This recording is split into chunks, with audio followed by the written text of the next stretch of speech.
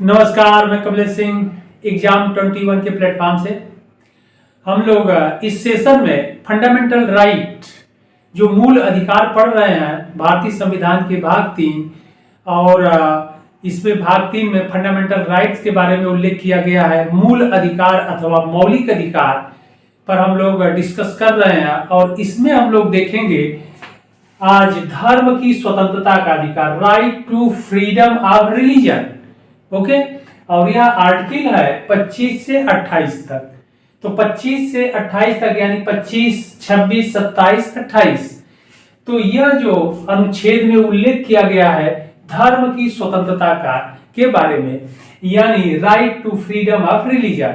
और इसके पहले हम लोगों ने समता या समानता, इक्वलिटी हम लोग देख चुके हैं। फंडामेंटल राइट में समानता के अधिकार को देख लिए हैं, स्वतंत्रता के अधिकार को देख लिए हैं, शोषण के विरुद्ध अधिकार को हम लोग देख लिए हैं। इसके बाद हम लोग धर्म की स्वतंत्रता यानी धर्म की स्वतंत्रता का अधिकार पर हम लोग डिस्कस कर लेते हैं। और पीछे का आप लोग क्लास अवश्य देख लीजिएगा, एकदम हम लोग क्रम से पढ़ते आ रहे हैं। ओके, क्रम से पढ़ते आ रहे हैं और इस तरह सारे आर्टिकल पहली बार हम आप लोगों को पढ़ा रहे हैं। इतने अच्छे से हमने देखा कि किसी ने इस तरह का क्लास नहीं लिया है, तो हम टू दी पॉइंट लेते चल रहे हैं और अनुच्छेद के अकॉर्डिंग लेते चल रहे हैं। फिर जहां एक्सप्लेन करने की जरूरत पड़ेगी विस्तृत, वहां पर हम लोग विस्तृत भी देख लिया जाएगा। तो आपके एग्जाम में जैसे पूछे जाते हैं आर्टिकल यानी अनुच्छेद से क्वेश्चंस, तो उस पर हम लोग डिस्कस करते चल रहे हैं। तो आइए इसको आगे बढ़ाते हैं। और आप लोग प्लेलिस्ट में पॉलिटी के सारा वीडियो आप क्रम से पाएंगे, वहां पर आप लोग देखते जाइएगा, अपने फ्रेंड को भी शेयर कर दीजिएगा। और आप लोगों को अच्छा लगेगा तो लाइक तो जरूर कर दीजिएगा। ओके, आगे हम लोग बढ़ते हैं। यहाँ पर धर्म की स्वतंत्रता तो पार्ट 3 है, भाग 3 है। और फंडामेंटल राइट यानी मूल अधिकार अथवा इसी को मौलिक अधिकार भी कहते हैं। मौलिक इसलिए कि बेसिक जो जरूरी है, जो एक व्यक्ति को, नागरिक को, सिटीजन को जीवन जीने के लिए, अब आप ऐसे समझिए सिटीजन पर हमको जाने की जरूरत नहीं है, पर्सन की बात हम लोग कर लिया जाए कि एवरी पर्सन, प्रत्येक व्यक्ति को जीवन जीने के लिए जो मौलिक अधिकार चाहिए या मूल फ्रीडम चाहिए या फंडामेंटल जो राइट चाहिए, वह सभी जरूरी है। और यह मूल अधिकार व्यक्ति के स्वतंत्रता पूर्वक जीवन जीने के लिए जरूरी है, इसीलिए इसे मूल अधिकार अथवा मौलिक अधिकार कहा गया है। और हम लोग पीछे के क्लास में डिस्कस भी किए थे कि यह मौलिक अधिकार एब्सोल्यूट नहीं है, अगर जरूरत पड़ेगी तो कुछ और जोड़ भी दिया जाएगा। ओके, तो जरूरत के समय के साथ साथ अगर कुछ व्यक्ति की जो मूल चीजें हैं, मौलिक आवश्यकताएं हैं, मौलिक स्वतंत्रताएं हैं, या तो उसमें और क्या किया जाएगा, सुधार भी कर दिया जाएगा। क्यों? क्योंकि हमारे भारतीय संविधान में संशोधन करने की पूरी स्वतंत्रता है।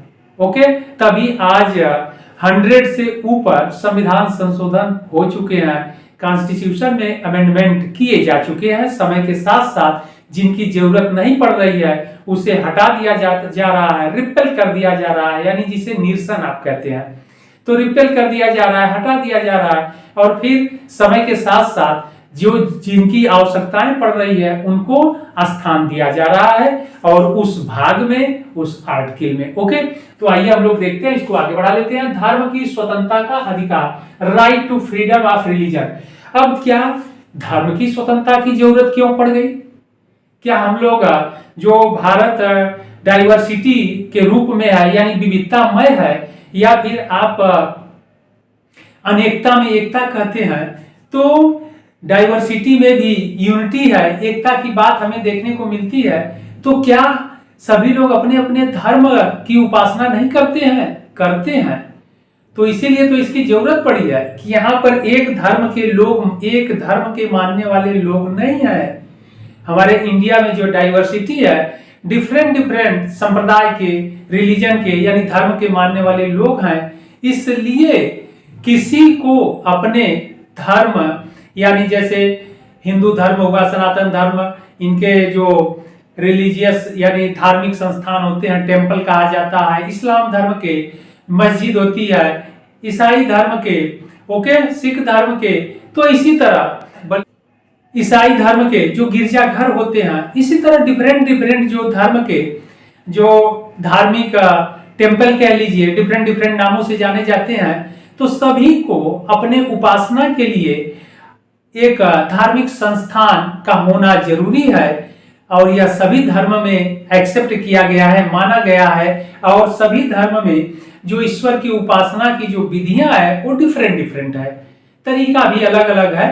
ओके, लेकिन गॉड में बिलीव या विश्वास सभी लोग करते हैं, ईश्वर को सभी लोग मानते हैं डिफरेंट डिफरेंट रूपों में। ओके, तो यहाँ पर इसलिए जरूरी है धर्म की स्वतंत्रता कि किसी एक धर्म के व्यक्ति दूसरे धर्म के व्यक्ति में किसी प्रकार का अवरोध न उत्पन्न करे। ओके, या उनके धार्मिक संस्थान में या उनके उपासना की विधि में किसी प्रकार का अवरोध न करे। इसलिए यहाँ पर व्यक्ति को धर्म के, जिस धर्म से वो बिलोंग करते हैं, उस धर्म के अकॉर्डिंग व्यवहार करने का, वर्शिप पूजा पाठ करने का, उपासना करने की पूरी स्वतंत्रता होनी चाहिए। इसीलिए इसे मूल अधिकार में, फंडामेंटल राइट में स्थान दिया गया है।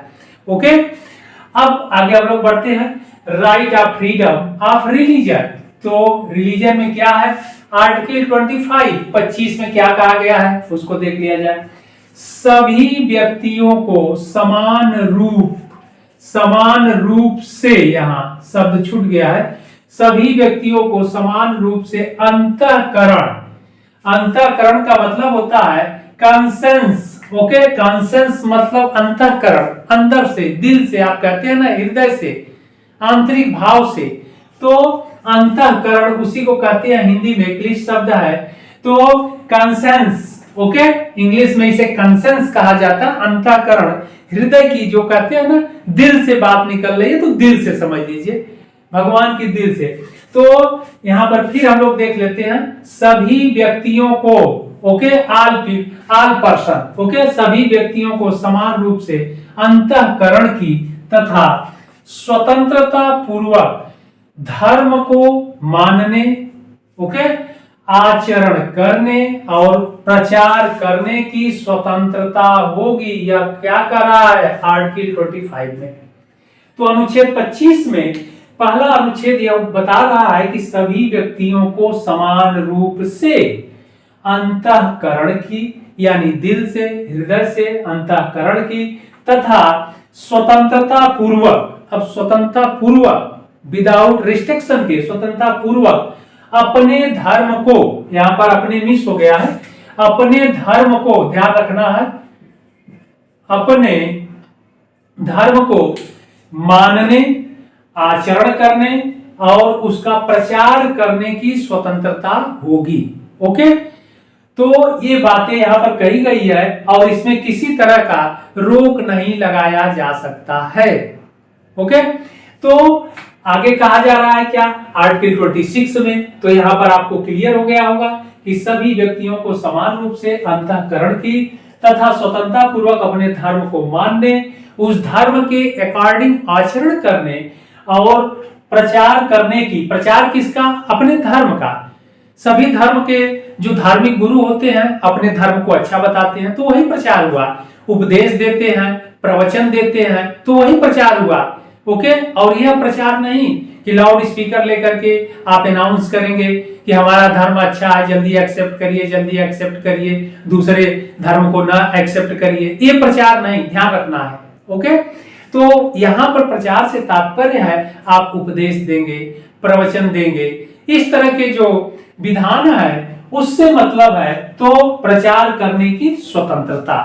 तो ये बातें 25 में, अनुच्छेद 25 में कहा गया। ओके, अब आर्टिकल 26 में देख लेते हैं, अनुच्छेद 26 क्या कह रहा है, धार्मिक कार्यों के प्रबंधन, मैनेजमेंट की बात कर रहा है, की स्वतंत्रता।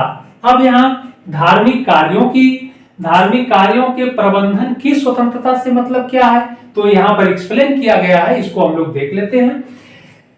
इसमें 26 में, अनुच्छेद 26 में जो पहला ए है वह क्या कह रहा है, धार्मिक कार्यों के लिए संस्थाओं की स्थापना और उसका रख रखाव करना। ओके, अब यहाँ पर संस्था की बात, इंस्टीट्यूशन की, रिलीजन इंस्टीट्यूशन की बात कहा जा रहा है, तो धार्मिक संस्था से मतलब यहाँ पर क्या हो गया, मंदिर हो गए, मस्जिद हो गए, ओके, गिरजाघर हो गया, मतलब डिफरेंट डिफरेंट जो धर्म है उस धर्म में के अकॉर्डिंग जो वर्शिप के जो स्थान है उनका जो नाम दिया गया है उस नाम से यहाँ पर मतलब है, मतलब हिंदू धर्म में टेंपल की बात कही गई है, इस्लाम धर्म में मस्जिद की बात कही गई है, सिख धर्म में गुरुद्वारा की बात कही गई है, ईसाई धर्म में गिरजाघर की बात कही गई है। ओके, तो यहाँ संस्था से मतलब है मंदिर, मस्जिद, गुरुद्वारा। ओके, तो ये सबसे, तो यहाँ पर पहला कहा जा रहा है धार्मिक कार्यों के प्रबंधन की स्वतंत्रता। तो स्वतंत्रता में क्या है, एक कह रहा है संस्था की स्थापना करना, रिलीजियस संस्था, मतलब जिसको आप धार्मिक स्थान कहते हैं, मंदिर, मस्जिद, गुरुद्वारे की स्थापना करना, तो संस्थाओं की स्थापना करने की स्वतंत्रता रहेगी। आप जिस धर्म से आप बिलोंग करते हैं उस धर्म के टेम्पल या पूजा गृह, ऐसे समझ लीजिए, वर्शिप हाउस, पूजा गृह की स्थापना आप कर सकते हैं, कोई रिस्ट्रिक्शन नहीं लगाया जाएगा। ओके, न गवर्नमेंट के द्वारा, न समाज के अन्य संप्रदाय के द्वारा या अन्य धर्म के मानने वाले के लोगों द्वारा भी किसी प्रकार का रोक नहीं लगाया जाएगा। अब बी में देख लेते हैं, अनुच्छेद 26 बी में क्या कहा गया है, हिंदी में इसे क कहते हैं, ध्यान रखना है, इसे ख दोनों भी लिख देते हैं, और इसे ग और इसे घ। ओके, तो बी में क्या कहा गया है, यानी ख में क्या कहा गया है, धार्मिक कार्यों का प्रबंधन करना, मैनेजमेंट। अब क्या है, अगर आप मंदिर, मस्जिद, गुरुद्वारा जो भी स्टेबल कर लिए हैं, बनाए हैं, तो उसका तो प्रबंध करना पड़ेगा ना, केयर करना पड़ेगा, देख रेख करना पड़ेगा, साफ सफाई करनी पड़ेगी, भगवान का समय समय पर वहां पर वर्षिक पूजा करना पड़ेगा, तो वही प्रबंधन है। ओके, तो उसका प्रबंधन करना। आगे देख लिया जाए, सी यानी ग क्या कह रहा है, सी चल एवं अचल संपत्ति का अर्जन और उसके स्वामित्व का अधिकार। ओके, अब यहाँ पर चल और अचल संपत्ति की बात क्या है, प्रॉपर्टी की बात क्या कर रहा है कि चल और अचल संपत्ति, अचल संपत्ति से तात्पर्य है लैंड, भूमि इत्यादि। जैसे मंदिर आप बनाएंगे तो उसके लिए जमीन की जरूरत पड़ेगी, तो जमीन अचल संपत्ति में आती है, तो जमीन आप इकट्ठा आप ले सकते हैं। ओके, इसके बाद चल संपत्ति, मनी, रुपया, धन, पैसे। ओके, यह भी लेना पड़ेगा क्योंकि मंदिर बनाना है, मस्जिद बनाना है, एनीवे कोई भी धार्मिक स्थान का निर्माण करना है, तो उसके लिए चल और अचल संपत्ति की जरूरत पड़ती है। अचल संपत्ति का मतलब जमीन से मतलब है, भूमि से मतलब है, लैंड से मतलब है। क्यों, कहां पर आप टेंपल बनाएंगे, कहां पर मंदिर बनाएंगे, कहां मस्जिद बनाएंगे, तो स्थान चाहिए। तो यहाँ पर अचल संपत्ति से तात्पर्य है स्थान से मतलब है, और इसके बाद यानी जमीन से, लैंड से मतलब है चल संपत्ति, उस वहां पर बनवाने के लिए जो पैसे इत्यादि आपको चाहिए। तो चल और अचल संपत्ति का अर्जन करना, आप अर्जित कर सकते हैं, ले सकते हैं विदाउट रिस्ट्रिक्शन, कोई रोक नहीं लगा सकता है। ओके, और उसके स्वामित्व का अधिकार भी आपके पास रहेगा। जैसे देखते हैं कि मंदिर में जो चढ़ावा होता है, जो पैसा या फिर वहां पर चंदे के रूप में या स्वेच्छा से लोग देते हैं, तो वहां का प्रबंधक, उस मंदिर के प्रबंधक या मठ के प्रबंधक के देख रेख में वह पैसा रखा जाता है और उस धर्म के विकास में लगाया जाता है। धर्म के विकास का मतलब कोई अन्य मंदिर बना दिया गया, धर्मशाला बनवा दिया गया। ओके, इस तरह का मतलब भगवान की पूजा में ही वह लगाया जाता है, ईश्वर के वर्शिप में ही वह लगाया जाता है, चाहे जिस तरीके से। ओके, तो वह धर्म के अर्जन और स्वामित्व का अधिकार रहेगा, उस पर किसी तरह का रोक नहीं लगाया जाएगा। डी क्या कर रहा है, ऐसी संपत्ति यानी ऐसी प्रॉपर्टी का विधि के अनुसार प्रशासन करने का भी अधिकार होगा, क्योंकि जो मैनेजमेंट प्रबंधक होता है वह विधि के अनुसार, कानून के अनुसार ही उसका प्रशासन करता है। किसका, संपत्ति, जो चल अचल संपत्ति है, कानून के दायरे में रहकर ही उसे क्या करता है, उसकी देख रेख करता है। तो इस प्रकार एक सिस्टमेटिक तरीका आप देख लीजिए कि धार्मिक कार्यों के प्रबंधन की स्वतंत्रता में क्या है, 26 अनुच्छेद 26 में धार्मिक कार्यों के प्रबंधन की स्वतंत्रता है। पहला पॉइंट इंपॉर्टेंट है। अब इसमें क्या क्या बातें कही गई है, मंदिर मस्जिद संस्थाओं की स्थापना करना और फिर उसके प्रबंधन का काम करना बी में। इसके बाद चल अचल संपत्ति को का मालिक बनना या रखने का अधिकार, ओके, और उस चल अचल संपत्ति का विधि के अनुसार प्रशासन करने का भी अधिकार है। इस पर कोई रोक नहीं लगा सकता, ओके। बड़े ही सिस्टमेटिक तरीके से आप लोगों को बता रहे हैं जो आपके एग्जाम के लिए बहुत ही जरूरी है। तो अब आप समझ गए 25 में सभी व्यक्तियों को समान रूप से अंतःकरण की तथा स्वतंत्रता पूर्वक अपने धर्म को मानने, आचरण करने और प्रचार करने की स्वतंत्रता। अनुच्छेद 26 कह रहा है धार्मिक कार्यों के प्रबंधन की स्वतंत्रता। प्रबंधन में मंदिर की स्थापना करना या मस्जिद की स्थापना करना यानी संस्थाओं की स्थापना करना, उसका प्रबंधन करना, उसके लिए मंदिर मस्जिद को के विकास के लिए या उसके डेवलप के लिए चल अचल संपत्ति का अर्जन करना और चल अचल संपत्ति का विधि के अनुसार प्रशासन करना। बहुत सिंपल तरीके से समझ में आ गया होगा आपको, ओके। अब हम लोग अगले आर्टिकल पर पहुंचते हैं। अनुच्छेद 26 के बाद आर्टिकल 26 के बाद आर्टिकल यानी अनुच्छेद 27 अनुच्छेद 27 पर हम लोग देखते हैं कि इसमें क्या कहा गया है। तो यहाँ पर कहा गया है कि ऐसे व्यक्ति, ओके, यहाँ पर पर्सन कहा गया है ऐसे व्यक्ति जो अपने आय का उपयोग, आय से तात्पर्य है इनकम, ओके।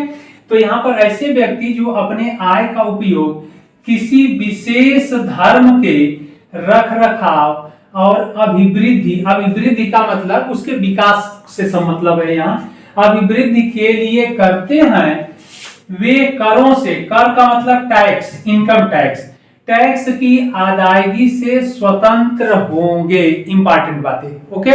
यहाँ पर यह कहा गया है अनुच्छेद 27 में आर्टिकल 27 में कि ऐसे व्यक्ति जो अपने आय यानी इनकम का उपयोग किसी विशेष धर्म का मतलब जिस धर्म से वो बिलोंग करते हैं, जैसे सनातन धर्म यानी हिंदू से, इस्लाम धर्म से, ईसाई धर्म से, सिख से, एनीवे डिफरेंट जो भी रिलीजन है उससे वो बिलोंग करते हैं, तो अपने जो उनका इनकम है, जो उनकी आय है, उस आय का उपयोग मतलब खर्च करते हैं, उपयोग किसी विशेष धर्म के रख रखाव और अभिवृद्धि के लिए करते हैं। तो अभिवृद्धि के लिए करते हैं वे यानी वे व्यक्ति करों की अदायगी से स्वतंत्र होंगे। उन्हें किसी प्रकार का इनकम टैक्स नहीं देना होगा, ओके। इंपॉर्टेंट पॉइंट है कि ऐसे व्यक्ति जो अपने आय का उपयोग किसी विशेष धर्म के रख रखाव और अभिवृद्धि के लिए करते हैं तो वे करों की अदायगी से स्वतंत्र होंगे, ओके। अब आप ऐसे समझ लीजिए कि आपके पास पैसा है या आप नौकरी कर रहे हैं या नौकरी पा जाएंगे तो जो सैलरी पाएंगे वह क्या करेंगे, उस जो आपकी आय है, जो इनकम है, वह किसी धर्म, जिस धर्म से आप बिलोंग करते हैं उसके धार्मिक संस्थानों में वह ले जा करके पैसा आप दे देते हैं, उसके मंदिर बनने में दे देते हैं, या फिर वहां पर जो भी उत्सव कार्यक्रम हो रहा है, धार्मिक कार्यक्रम में आप पैसा ले जा करके धन अपना जो इनकम है वो दे रहे हैं, तो आपसे गवर्नमेंट टैक्स नहीं लेगी, ओके। तो आपसे किसी प्रकार का टैक्स नहीं लिया जाएगा जिसे आप इनकम टैक्स कहते हैं, ओके। तो आप करों से क्या रहेंगे, फ्री रहेंगे, स्वतंत्र। तो यही 27 में यही कहा गया है कि करों से अदायगी यानी अदायगी से स्वतंत्रता, यानी करों की अदायगी से ऐसे व्यक्ति जो अपने पैसे का उपयोग, अपने आय का उपयोग किसी धार्मिक संस्था के विकास के लिए करते हैं तो उन्हें इनकम टैक्स नहीं देना होगा। ये बातें क्लियर। इसीलिए आप देखेंगे कि जो बड़े बड़े उद्योगपति हैं, टाटा, बिरला, अंबानी, रिलायंस, एनीवे जितने भी बड़े बड़े जो व्यक्ति हैं या कंपनी के मालिक हैं, वह क्या करते हैं कि इनकम टैक्स जरूर बचेगा, इसमें दो राय है नहीं, क्योंकि इस तरह का हमारे संविधान में प्रावधान कर दिया गया है। तो यह लोग धर्मशालाएं बनवाते हैं, धार्मिक क्रियाकलाप ज्यादा करते हैं, टेम्पल बनवाते हैं, मंदिर बनाते हैं, धार्मिक संस्थाओं को ये दान देते हैं, लंगर लगाते हैं, समझ रहे हैं ना। वहां पर निःशुल्क पेयजल की व्यवस्था करते हैं, निःशुल्क भोजनालय की व्यवस्था करते हैं, निःशुल्क रहने की व्यवस्था करते हैं, धर्मशाला बनवाते हैं। तो इस प्रकार कहीं न कहीं उनको यहाँ पर टैक्स की अदायगी से छूट मिल जाती है। ओके, तो यहाँ पर ये ध्यान रखना है। अब आते हैं हम लोग अनुच्छेद 28, अनुच्छेद 28 पर आते हैं। आर्टिकल 28 में क्या कहा गया है? अनुच्छेद 28 में कहा गया है शिक्षण संस्थाओं में धार्मिक शिक्षा या धार्मिक उपासना की स्वतंत्रता। अब यहाँ शिक्षण संस्थाओं से मतलब स्कूल और कॉलेज। ओके, तो स्कूल कॉलेज जो शिक्षण संस्था है जहां पर शिक्षा दिया जाता है, तो शिक्षण संस्थाओं में धार्मिक शिक्षा या धार्मिक उपासना की स्वतंत्रता। अब यहाँ 28 कह रहा है कि जो शिक्षण संस्थाएं हैं वहां पर धार्मिक शिक्षा या धार्मिक उपासना की स्वतंत्रता रहेगी। तो किस रूप में रहेगी उसको हम लोग देख लेते हैं। तो यह स्वतंत्रता की बात अनुच्छेद 28 में कहा गया। तो अनुच्छेद 28 का 1 फर्स्ट कहा गया है, क्या पहला क्लास कहा गया है 1 कि राज्य निधि से पोषित किसी शिक्षण संस्थाओं में कोई धार्मिक शिक्षा नहीं दी जाएगी। राज्य निधि से पोषित से तात्पर्य है सरकार, गवर्नमेंट के द्वारा। ओके, चाहे सेंट्रल गवर्नमेंट हो या स्टेट गवर्नमेंट हो, यानी सरकार के द्वारा। यहां कह रहा है कि राज्य निधि से यानी राज्य सरकार के फंड से अगर पोषित, सरकार के फंड से किसी भी शिक्षण संस्था की स्थापना हुई है या शैक्षणिक संस्थान बनाया गया है, ओके, वहां पर धार्मिक शिक्षा नहीं दी जाएगी, किसी विशेष धर्म की शिक्षा नहीं दी जाएगी। जैसे प्राथमिक विद्यालय है, वहां पर स्पेशली हिंदू धर्म की नहीं शिक्षा दी जाएगी, स्पेशली इस्लाम धर्म की नहीं शिक्षा दी जाएगी, स्पेशली ईसाई धर्म की शिक्षा नहीं दी जाएगी, स्पेशली सिख धर्म की शिक्षा नहीं दी जाएगी। ओके, किसी विशेष धर्म की शिक्षा वहां नहीं दी जाएगी। तो एक हो गया, 1 हो गया 28 का। 2 कह रहा है अनुच्छेद 28 का जो दूसरा सब क्लास है, इसमें क्या कहा गया है? परंतु, अब यहाँ पर क्वेश्चन मार्क है, परंतु शिक्षण संस्था किसी ऐसे समिति या न्यास से तात्पर्य ट्रस्ट, ओके, किसी ऐसे न्यास के द्वारा स्थापित की गई हो जो उस शिक्षा में धार्मिक शिक्षा देना चाहती है, तो वहां पर उस धर्म की शिक्षा दी जाएगी, सरकार उस पर रोक नहीं लगा सकती। सच है एग्जाम्पल, जैसे मदरसा समझ लीजिए, गुरुकुल की शिक्षा, सनातन धर्म हिंदू में गुरुकुल की शिक्षा, जहां पर संस्कृत या वेद या पुराण यानी धार्मिक ग्रंथों की शिक्षा देने के लिए किसी ट्रस्ट के द्वारा, न्यास के द्वारा कोई शिक्षण संस्थाएं स्थापित किया गया है, तो वहां पर उस धर्म से संबंधित शिक्षा दी जाएगी। बच्चों को, बालकों को उस पर गवर्नमेंट यानी सरकार किसी प्रकार का रोक नहीं लगा सकती है। ओके, तो यह था यह अनुच्छेद 28। अनुच्छेद 28 में 2 क्लास है, 1 और 2। तो 1 में कहा गया है, 28 में कहा गया शिक्षण संस्थाओं में धार्मिक शिक्षा या धार्मिक उपासना की स्वतंत्रता रहेगी। ये तो बातें कर दिया गया है कि धार्मिक शिक्षा भी दी जाएगी और धार्मिक उपासना की स्वतंत्रता रहेगी। इससे तो मतलब यह हो गया कि सभी स्कूल, विद्यालयों में, कॉलेजों में धार्मिक शिक्षा दी जाएगी? नहीं, इसमें रिस्ट्रिक्शन लगा दिया गया है। तो 28(1) में कह दिया गया है कि राज्य सरकार अथवा मतलब भारत सरकार अथवा राज्य सरकार के अधीन जो भी शिक्षण संस्थाएं हैं, यानी गवर्नमेंट ने जिन शिक्षण संस्थाओं का निर्माण या स्थापना करवाया है, उसमें किसी प्रकार की धार्मिक शिक्षा नहीं दी जाएगी। और दूसरा यह कहा गया कि कोई शिक्षण संस्था किसी धर्म विशेष के ट्रस्ट से बनाया गया है, ओके, जैसे मदरसा हुआ, गुरुकुल की शिक्षा या संस्कृत, वेद, पुराण देने के लिए, इसी तरह ईसाई धर्म में, ओके, तो किसी संस्था के द्वारा, ट्रस्ट के द्वारा वह संस्था स्थापित की गई है, तो वहां पर उस विशेष धर्म की शिक्षा भी दी जाएगी। इस पर गवर्नमेंट के द्वारा रोक नहीं लगाया जा सकता। ओके, तो ये इंपॉर्टेंट था। यह हम लोगों ने धर्म की स्वतंत्रता पर हम लोगों ने डिस्कस किया बहुत ही अच्छे से। आप लोग इसको 1 बार 2 बार अच्छे से देख लीजिएगा, फिर हम लोग और अपने फ्रेंड को भी शेयर कर दीजिएगा। बहुत अच्छे से आप लोगों को समझा रहे हैं, एक एक अनुच्छेद यानी आर्टिकल फिर इसी क्रम में हम लोग आगे बढ़ते हैं। ओके।